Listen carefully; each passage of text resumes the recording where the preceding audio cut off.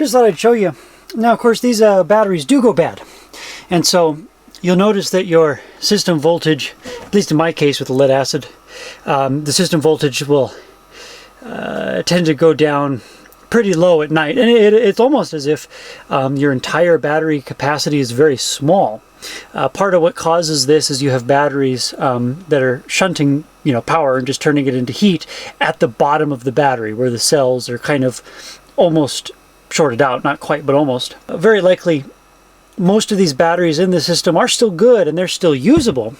But in order to use them properly, I have to remove the bad ones that are discharging them and preventing them from charging all the way. So what I do, one by one, is I go through, and you can actually see it's in the process over here. This battery is disconnected, and it doesn't take very long. And I'll put a voltmeter on them, and the individual battery by itself, the voltage of that battery will either be higher than the system voltage, because of course the system still has a bad battery in it, and so the system is no longer discharging the individual battery. It's now individual by itself, and so the voltage, kind of stops dropping. And so in this case, this battery, for example, actually I haven't measured that one yet, but say 12.3 there, and my system is down at 12 volts even. So that's how I would know that battery is still, good enough. Now, if I put it up to a tester, the load test, it may not test good, but it's at least not discharging my system. So kind of no matter what the capacity of that battery is, whether it meets the specification on the label or whether it fails, a battery test, it's actually not hurting my system. It's not dragging it down. So I'll leave it. I actually don't know, exactly how good it is or not. It may have a very small capacity, but it's still some capacity, and it's, again, not pulling it down. Now, this battery here and this one right here, the load-bearing one, which obviously hasn't moved because it is load-bearing, I disconnect it, and within a matter of like 1 minute, and actually, this one I disconnected it and there was an arc, and within a matter of like 30 seconds, it was down at 10.3 volts, whereas the system voltage at the time was a little bit closer to 12.1 volts. So, of course, that is a bad battery. Same thing with this one here. I disconnected it. I actually measured the battery capacity after the voltage, I should say, after a couple of minutes, and it was at, again, 10 volts. So that one came out, and another battery will go in. And so one by one, each of these batteries will be tested by themselves, and all the ones that are going down will be removed. And when that is completed, my system capacity should be quite significantly restored, because all the other good batteries won't just be sucked down every single night into the bad batteries. You know what? I will indulge you. This is my inverter here. So those two red ones are the wires going to my inverter. This is the battery that connects to the inverter. And yes, I did disconnect, the entire negative side of this. That's why you see there's a little bit less dust on the negative than there is on the positive. So that entire stack there and the clamp, they all came off. And so that battery does still hold a charge. I tell you, the only batteries I am going to actually test in this system are the two Optima Blue Tops. The only reason I'm going to test those is because those are a weird in-between. Most of the batteries, when I disconnect them, the good ones are at 12.3 volts, and then the bad ones are at 10 volts. And then the system was actually about at 12 volts even last I checked. What's very weird is these Optimas are, I think they were 12.15 or 12.18. They were kind of a weird in-between. And these Optimas, both of them are from 2012. And they were still working when I got a hold of them in maybe 2018. Then, of course, the year now is 2021, January 2021. These I only got these for $10 each, basically scrap price. Most of these batteries are actually scrap price, $10 a piece, with the exception. This one that failed was $40. That one that's still working is $40. That one was 10. This one was almost $60. That was one of the very, very, very first batteries I ever bought. It's still in here, still running. 2017 was the date on it. I actually probably bought that very beginning of 2018.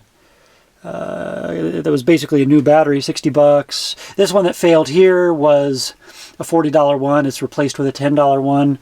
And I think all the rest of these back here are $10. I digress. So yeah, but just because the voltage on the Optima is weird, and additionally, I know those Optimas are from 2012. I'm going to throw a tester on those. And those are the only ones that I'll actually get a load test. The rest of them, I'm just measuring voltage. And of course, this is a travel trailer. That is the reverse osmosis tank. That was free. I got a valve on it and a copper pipe. And so the water pump that actually feeds the sink in this trailer fills up that reverse osmosis tank and pressurizes it. And so that way, the pump runs much less often. And I actually did that for the swamp cooler. So in the summer, when the swamp cooler runs, this reverse osmosis tank feeds the swamp cooler. And then otherwise, without that tank, the electric water pump was cycling about every, 10 seconds or something. It was, brrr, brrr, well, more often than 10 seconds, I suppose, but something like that, as I recall. It was super annoying. So this, now with this reverse osmosis tank, the swamp cooler will run for, and I'm just spitballing here because it's the end of winter, so it's been a long time. I think the swamp cooler will run for almost like 15, 20 minutes before the water pump kicks on and the osmosis tank is empty, and the water pump will actually fill that up. Water pump will run for about 1 or 2 minutes, and then it'll shut off for another 15 minutes. So that's super handy. And I can show you the piping for that maybe at some point, probably not today. This first Optima, it did pretty well under a load test. I wouldn't exactly describe it as passing the load test because I think it is going to fall below the rated cranking amperage capacity. So it's like technically a fail, but it didn't fail by much. Like it's pretty good. I put a heavy load on it for like 20 seconds and it held up perfectly fine. And now open circuit, it's like 12.09 volts. Whereas before the test, granted it's been a while, I actually haven't measured the voltage in like 20 minutes, but it was like 12.11. So it's 12.09 after the test. So that's pretty good. This one, it was, 12.06 after the test. And it wasn't, it's borderline. It held up, but not nearly as well as that first one. It held up well enough that I would say, again, it's not dragging the system down, but the capacity is getting pretty low. That one, I actually have a battery that'll fit in that exact location. So it'd be, and especially now that I have everything torn apart, it'd be super easy to swap that out and put in another battery that fits. Because I think I'm probably going to end up with more replacement batteries than dead batteries. So I might just replace it. Rather than having to, dig this all out again here, sooner than later if that one fails. And be honest with you, I lied. I said I wasn't going to test anymore. I might actually test those 3 because I'm a little suspicious. I think a couple of them are from 2017 and they're like 12.09 open circuit or something of that nature. I'll throw a tester on them. I'm not going to test any of the other ones. The other ones are all hooked up. Now the system voltage is actually at 12.3. So it's recovered. It was actually at 12.0 and falling. The entire system, 12.00 and falling. And now the entire system has recovered to 12.3. And other than removing dead batteries, I also installed this one. And that one was actually charged to like 12.9. So removing the dead ones and installing that one has brought the system up to 12.3. But anyway, the systems I think is okay. I don't think I have any more issue batteries. Save for maybe these 3, I'll throw a tester on them, but I don't think any of the other ones are worth testing, especially not if I have to rip them, unbolt them again, rip them apart again. I'm not really that suspicious of anything else to justify the effort, but those 3. Yeah, baby, yeah! There it is! So this is triple crazy dangerous. I think you need about 300 amps. You riding this? What the fuck is happening? Balin said not to talk crap about this kernel. It's a piece of shit. That right there is Balin Mania, and we are gonna do something really stupid today. This is a terrible idea. Balin might die. This is so unbelievably sketchy. That's the power of really old engineering. Why must you put me through this, you jerk? Hey, aren't you the guy with the truck? Not okay. Make a wish, everyone. Make a wish.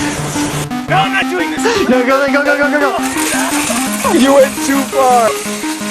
Someone doesn't stop us. I have no faith in authority at all. He's making me uncomfortable. That shit burns well. Yeah, it does. That's good tape. He's still looking at us. We should probably leave. Yeah, he is. He's intently staring at us. This guy, man. This guy.